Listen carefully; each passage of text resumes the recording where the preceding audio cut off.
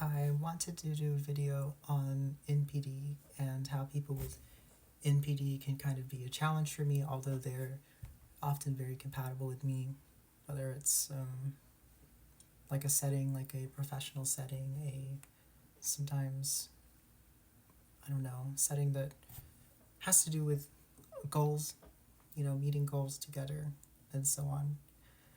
Weinberg and Roningstam.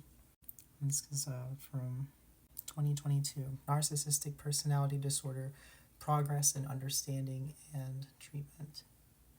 I think an interesting idea of someone who has NPD is their identity. The identity is mostly centered around self-esteem. The individual with NPD will reference others for self-definition. So something like, maybe looking at other people and how it compares to yourself or something like that. If you're familiar with the sociological term relative poverty and absolute poverty, someone with NPD would maybe in their own environment have a more difficult time. If you think of maybe a town or a neighborhood or something,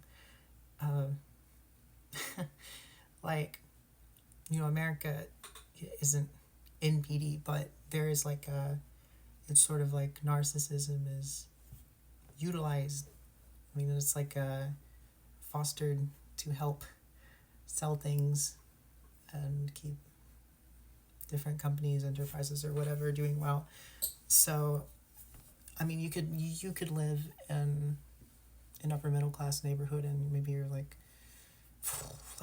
your friends have BMWs or something, and then you have an Acura, and it makes you feel bad. It will it'll hurt your self-esteem. So for someone like me, I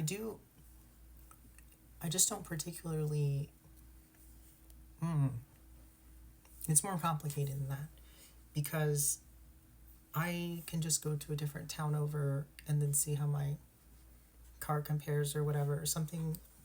Like, for example, I live around a metro, and there are satellite towns, suburbs around the metro, and Midwest.